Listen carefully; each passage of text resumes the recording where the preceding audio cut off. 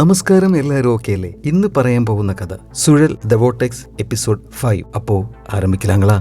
Episode തുടങ്ങുന്നത് സക്കര കുളത്തിലേക്ക് ചാടുന്നത് കാണിച്ചുകൊണ്ടാണ്. വെള്ളത്തിനടിയിൽ അവൻ അതിശയത്തിന്റെയും നിളയുടെയും ബോഡി കാണുന്നു. പിന്നീട് കരയിലെത്തി അവന്റെ കയ്യിൽ ഒരു ബാഗും ഉണ്ടായിരുന്നു. അവിടെ നിന്നിരുന്ന് രജനയെ നോക്കി അവൻ കരയുന്നുണ്ട്. രജന സങ്കടത്തിൽ നിൽക്കുകയാണ്. പിന്നീട് അതിശയത്തിന്റെയും നിളയുടെയും ബോഡികൾ വെള്ളത്തിൽ നിന്നും പൊക്കിയെടുക്കുന്നു. രണ്ടുപേരും കെട്ടിപ്പിടിച്ച നിലയിലായിരുന്നു ബോഡികൾ. അതുകണ്ട് രജന ചങ്ക് പൊട്ടി അലറി കരയുന്നു. പിന്നീട് നേരം വെളുക്കുന്നു. അവരുടെ ബോഡികൾ ആശുപത്രിയിൽ എത്തിക്കുന്നു. അപ്പോൾ ഷൺമുഖവും നന്ദിനിയും ദേവിയും ഗുണയും സെൽവിയും എല്ലാവരും അങ്ങോട്ട് എത്തുന്നു. നിളയുടെ ബോഡി കണ്ട് അവരെല്ലാവരും പൊട്ടിക്കരയുന്നു. പിന്നീട് സക്കരയ്ക്ക് കിട്ടിയ ബാഗ് അവൻ പരിശോധിക്കുന്നുണ്ട്.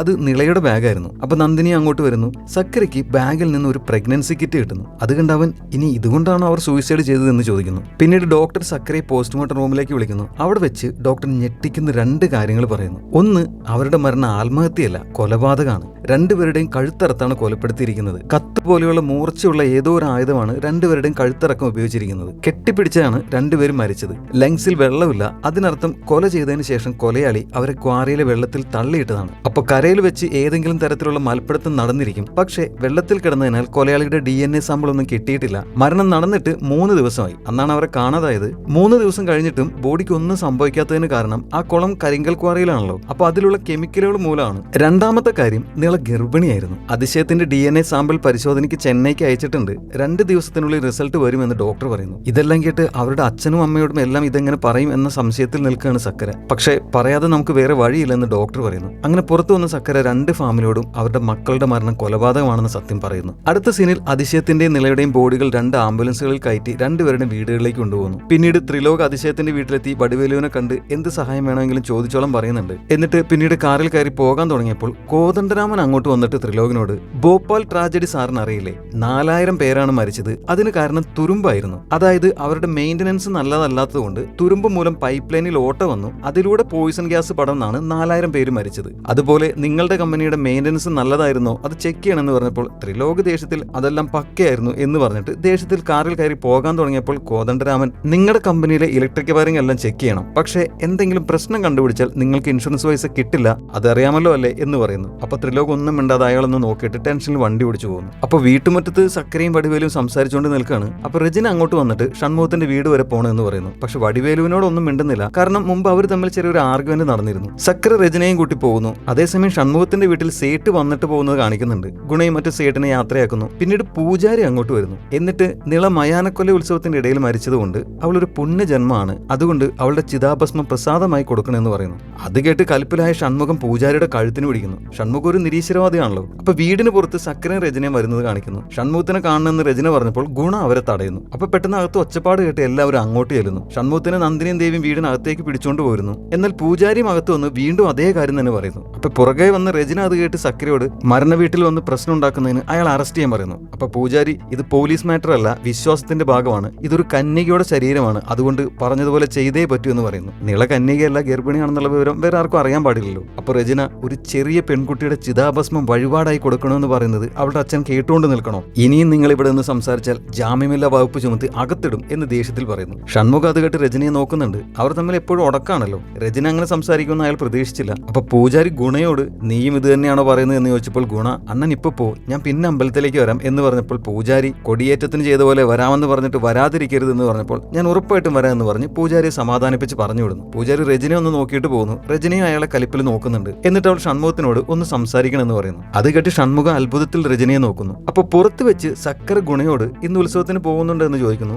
മയാനക്കൊല്ലയിൽ ആളുകൾ പല വേഷങ്ങൾ കെട്ടിയിട്ടാണ് പങ്കെടുക്കുന്നത്. അതുപോലെ ഗുണയും വേഷം കെട്ടി ആടുന്നുണ്ട്. ചേട്ടൻ ഷൺമുഖത്തിന് ഇതിലൊന്നും വിശ്വാസമില്ലല്ലോ, നിരാശ്രവാദിയല്ലേ. പക്ഷെ കഴിഞ്ഞ 20 കൊല്ലമായിട്ട് ഗുണ ഉത്സവത്തിൽ വേഷം കെട്ടി ആടുന്നുണ്ട്. അതുകൊണ്ട് ഇക്കൊല്ലവും അത് മുടക്കാൻ പറ്റില്ല, അതിന്റെ കടമയാണെന്ന് പറയുന്നു. അത് കേട്ട് സക്കര പുച്ഛത്തിൽ കടമയോ എന്ന് ചോദിക്കുന്നു. അപ്പൊ അവന്റെ മാമൻ സക്കരയെ തടയുന്ന പോലെ വിളിക്കുന്നു. അപ്പൊ സക്കര ഒരു സിഗരറ്റ് വലിക്കാനായിട്ട് വീടിന്റെ പുറകുവശത്തേക്ക് പോകുന്നു. അവിടെ ചെന്നപ്പോൾ ട്യൂഷൻ സാർ പുഷ്പരാജ് അവിടെ ഉണ്ടായിരുന്ന ചെടിച്ചട്ടികളുടെ ഇടയിൽ എന്തോ തിരയുന്നത് കാണുന്നു. അതുകൊണ്ട് നീ ഇവിടെ എന്തെടുക്കാണെന്ന് സക്കര ചോദിച്ചപ്പോൾ പുഷ്പരാജ് പെട്ടെന്ന് അല്പം പരിഭ്രമത്തോടെ അവിടെ ഉണ്ടായിരുന്ന പൈപ്പ് ചൂണ്ടിക്കാണിച്ചിട്ട് വെള്ളം കുടിക്കാൻ വന്നതാണ് എന്ന് പറഞ്ഞിട്ട് ആ പൈപ്പിൽ നിന്നും വെള്ളം കുടിക്കുന്നു. എന്നിട്ട് അവിടെ നിന്നും പോകുന്നു. പോകുന്ന വഴി തിരിഞ്ഞ് സക്കരയെ നോക്കുന്നുണ്ട്. സക്കര സിഗരറ്റ് വലിച്ചുകൊണ്ട് അവനെ സംശയത്തിൽ നോക്കി നിൽക്കുന്നു. ഇതേസമയം അകത്ത് രജന ഷൺമുഖത്തോട് സംസാരിക്കുകയാണ്. രജന എന്തിനാണ് ഇങ്ങോട്ട് വന്നതെന്ന് വെച്ചാൽ അതിശയത്തിന്റെയും നിളയുടെയും സംസ്കാരം ഒരുമിച്ച് നടത്താൻ പറ്റുമോ എന്നറിയാനാണ്. നമ്മുടെ കുട്ടികൾ ഒരുമിച്ച് ജീവിക്കാൻ ആഗ്രഹിച്ചവരാണ്, പക്ഷെ അത് നടന്നില്ല. മരണത്തിലെങ്കിലും അവർ ഒന്നാവട്ടെ എന്ന് രജന സങ്കടത്തോട് പറയുന്നു. അത് കേട്ട് സങ്കടത്തോടെ സങ്കടത്തോടെ ഷൺമുഖം വീട്ടുകാരോട് ഞാനൊന്ന് ചോദിക്കട്ടെ എന്ന് പറഞ്ഞിട്ട് നന്ദിനിയോടും ദേവിയോടും ഇക്കാര്യം പറയുന്നു. അവരും സങ്കടത്തോടെ അത് സമ്മതിക്കുന്നു. അപ്പൊ ഷൺമുഖം രജനിയെ നോക്കി സമ്മതമാണ് എന്ന അർത്ഥത്തിൽ സങ്കടത്തോടെ തലകുലുക്കുന്നു. അങ്ങനെ അതിശയത്തിന്റെയും നിലയുടെയും ശരീരങ്ങൾ അവർ മീറ്റ് ചെയ്യാറുള്ള അതേ സെമിത്തേരിയിൽ ഒരേ ചിതയിൽ വെക്കുന്നു.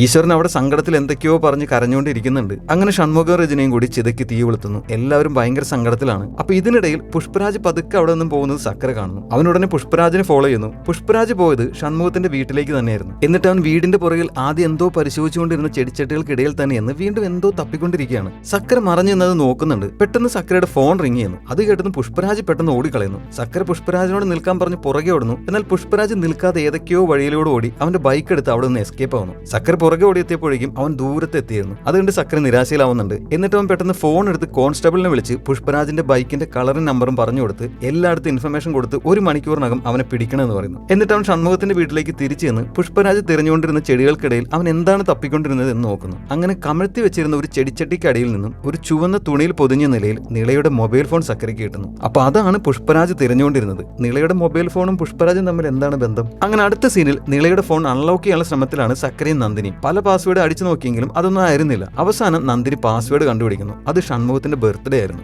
സക്കര മൊബൈൽ വാങ്ങി പരിശോധിച്ചെങ്കിലും എല്ലാ ഡേറ്റസും ഡിലീറ്റ് ചെയ്തിരുന്നു. പിന്നെ നിള സോഷ്യൽ മീഡിയയിലൊന്നും ആക്റ്റീവ് അല്ല എന്നായിരുന്നു നന്ദിനി പറഞ്ഞിരുന്നത്. എന്നാൽ എല്ലാ സോഷ്യൽ മീഡിയ പ്ലാറ്റ്ഫോമിലും നിളയ്ക്ക് അക്കൗണ്ട് ഉണ്ടായിരുന്നു. അപ്പൊ ഫോണിൽ അമ്മനിക്ക് എന്ത് സംഭവിച്ചു എന്നൊരു പോസ്റ്റ് മിസ്സിംഗ് ഗേൾസ് എന്നൊരു ഗ്രൂപ്പിൽ ഇട്ടിരിക്കുന്നത് നന്ദിനി സക്കരയ്ക്ക് കാണിച്ചു കൊടുക്കുന്നു. അപ്പൊ സക്കര ഈ പേര് ഞാൻ എവിടെയോ കേട്ടിട്ടുണ്ടല്ലോ എന്ന് ആലോചിച്ചപ്പോൾ മലരിന്റെ അച്ഛൻ മണിയാർ ഈ പേര് അന്ന് പറഞ്ഞത് അവൻ ഓർക്കുന്നു. സക്കരയും നന്ദിനി നേരെ മണിയാരെ ചെന്ന് കാണുന്നു. അപ്പൊ മണിയാർ പണ്ട് നടന്നൊരു സംഭവം സക്കരയോട് പറയുന്നു. അന്ന് സിമന്റ് ഫാക്ടറിയുടെ കൺസ്ട്രക്ഷൻ ജോലിക്കായിട്ട് അടുത്ത ഗ്രാമത്തിൽ നിന്ന് ആളുകൾ വന്നിരുന്നു. പിന്നീട് സേട്ട് അവർക്ക് ഫാക്ടറിയിൽ ജോലിയും കൊടുക്കുമെന്ന് പറഞ്ഞിരുന്നു. അങ്ങനെ ഫാക്ടറിയുടെ ഉദ്ഘാടന ദിവസം രാത്രി ആണുങ്ങൾ എല്ലാവരും കള്ളു കുടിക്കാൻ പോയി. അടുത്ത ദിവസം രാവിലെ നോക്കിയപ്പോൾ അവരുടെ വീട്ടിലെ 15-16 വയസ്സുള്ള ഒരു പെൺകുട്ടിയെ കാണാതാവുന്നു. അവളുടെ പേരായിരുന്നു അമ്മനി. എല്ലാവരും അവിടെയെല്ലാം അന്വേഷിച്ചെങ്കിലും അമ്മനെ കണ്ടുകിട്ടിയില്ല. ഇതേസമയം വീടിനകത്ത് നന്ദിനി മലറിനോട് സംസാരിച്ചുകൊണ്ടിരിക്കുകയായിരുന്നു. മലർ പറയുന്നത് നിള അമ്മനിയുടെ കാര്യം അറിഞ്ഞത് മുതൽ ആ പെൺകുട്ടിയെ കുറിച്ച് അറിയാൻ വളരെ താല്പര്യം കാണിച്ചിരുന്നു. അതിനാലാണ് ഫേസ്ബുക്ക് ഗ്രൂപ്പ് വരെ തുടങ്ങിയതെന്നാണ്. അങ്ങനെ സക്കരയും നന്ദിനിയും തിരിച്ചു പോകുന്ന വഴി ആ ഫേസ്ബുക്കിലുള്ള ആളുകളെ കുറിച്ച് മലറിനോട് ചോദിച്ചോ എന്ന് സക്കര നന്ദിനിയോട് ചോദിച്ചപ്പോൾ അതിലാകെ നിളയും അതിശയം അടക്കം 4-5 ആളുകളെ ഉള്ളൂ. അതിൽ അറിയാൻ പാടില്ലാത്തതായിട്ട്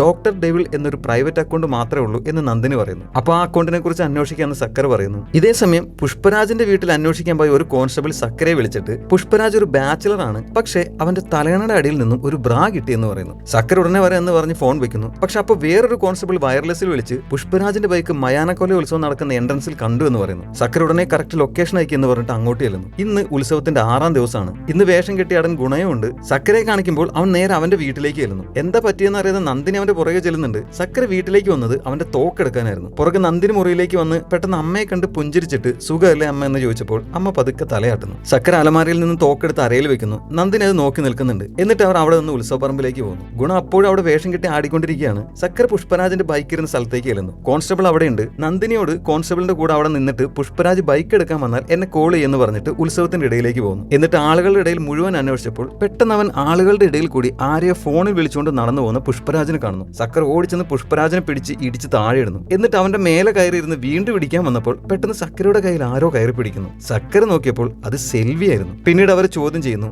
സംഭവം സെൽവിയും പുഷ്പരാജും തമ്മിൽ ഒരു അവിഹിത ബന്ധം ഉണ്ടായിരുന്നു. പുഷ്പരാജ് സെൽവിയുടെ വീട്ടിൽ വരുമായിരുന്നു. നിളയ്ക്ക് ഫോട്ടോ എടുക്കുന്ന ഹോബിയുണ്ട്. ഒരു ദിവസം നിള അങ്ങനെ പുറത്ത് ഫോട്ടോ എടുത്തുകൊണ്ട് വന്നപ്പോൾ പുഷ്പരാജ് സെൽവിയുടെ വീട്ടിലുണ്ടായിരുന്നു. ഇവരുടെ വീടുകൾ അടുത്തടുത്താണല്ലോ. അപ്പൊ പുഷ്പരാജ് സെൽവിയെ കെട്ടിപ്പിടിക്കുന്നത് നിള ജനൽ വഴി കാണുന്നു. അങ്ങനെ അവരുടെ അവിഹിത ബന്ധം മനസ്സിലാക്കിയ നിള ആദ്യം അവിടെ നിന്ന് പോകാൻ തുടങ്ങിയിട്ട് പെട്ടെന്ന് നിന്നിട്ട് അവരുടെ 2-3 ഫോട്ടോകൾ എടുക്കുന്നു. ആ ഫോട്ടോകൾ നിളയുടെ ഫോണിൽ ഒരു ഫോൾഡറിൽ ഉണ്ടായിരുന്നു. പക്ഷേ ആ ഫോൾഡറിന് പാസ്വേഡ് ഉണ്ടായിരുന്നു. അപ്പൊ പുഷ്പരാജ് ആ പാസ്വേഡ് നന്ദിനിക്ക് പറഞ്ഞു കൊടുക്കുന്നു. നന്ദിനി ഫോൾഡർ തുറന്ന് ആ ഫോട്ടോകൾ നോക്കിയിട്ട് സക്കരയ്ക്കും കാണിച്ചു കൊടുക്കുന്നു. പക്ഷേ നിള സെൽവിയോട് അതേക്കുറിച്ച് ഒന്നും പറഞ്ഞിരുന്നില്ല. എന്നാൽ അവൾ അതിശയത്തോടൊപ്പം പുഷ്പരാജിനെ ഭീഷണിപ്പെടുത്തിയിരുന്നു. അവർക്ക് 2 ലക്ഷം രൂപ കൊടുത്തില്ലെങ്കിൽ നാട് മുഴുവൻ ആ ഫോട്ടോകൾ പോസ്റ്റർ അടിച്ച് ഒട്ടിക്കും എന്ന് പറഞ്ഞു. അപ്പൊ അവർക്ക് ആ 2 ലക്ഷം രൂപ എന്തിനായിരിക്കും എന്ന് നന്ദിനി പിന്നീട് സക്കരയോട് സംശയം ചോദിക്കുന്നുണ്ട്. സക്കരയാണെങ്കിൽ പിള്ളേരാവൻ വിചാരിച്ചതിൽ അപ്പുറമാണെന്ന് തിരിച്ചറിഞ്ഞ് ആകെ വണ്ടടിച്ച് നിൽക്കുകയാണ്. അപ്പൊ ഫ്ലാഷ് ബാക്കിൽ നിളയും അതിശയം പുഷ്പരാജിന്റെ കയ്യിൽ നിന്നും പൈസ വാങ്ങിക്കുന്നത് കാണിക്കുന്നു. അപ്പൊ അതിശയം സോറി ഞങ്ങൾക്ക് വേറെ വഴിയില്ല എന്ന് പുഷ്പരാജിനോട് പറയുന്നുണ്ട്. അപ്പൊ നിള പുഷ്പരാജിനോട് ഫോൺ എന്റെ വീടിന്റെ പുറകിലുള്ള പൂച്ചട്ടിയുടെ അടിയിൽ വെച്ചിട്ടുണ്ട്, അതിൽ ഫോട്ടോ ഉള്ള ഫോൾഡറിന്റെ പേരും പാസ്വേഡും പറഞ്ഞു കൊടുക്കുന്നു. എന്നിട്ട് വേറെ കോപ്പിയൊന്നും വെച്ചിട്ടില്ല എന്ന് പറഞ്ഞിട്ട് അതിശയത്തോടൊപ്പം അവിടെ നിന്ന് പോകുന്നു. അപ്പോൾ ഒളിച്ചോടി കഴിഞ്ഞ് ചെലവിനുള്ള പൈസ എങ്ങനെ ഒപ്പിക്കും എന്ന് വരെയുള്ള പ്ലാൻ നിള ഇട്ടിട്ടുണ്ടായിരുന്നു എന്ന് അതിശയം വോയിസ് മെസ്സേജിൽ പറഞ്ഞത് ഓർക്കുന്നില്ലേ? ആ പ്ലാൻ ഇതായിരുന്നു എന്ന് തോന്നുന്നു. അങ്ങനെ അതിശയവും നിളയും അവിടെ നിന്ന് ഇരുട്ടിലേക്ക് പോകുന്നത് പുഷ്പരാജ് നോക്കി നിൽക്കുന്നത് കാണിച്ചുകൊണ്ട് ഈ എപ്പിസോഡ് അവസാനിക്കുന്നു.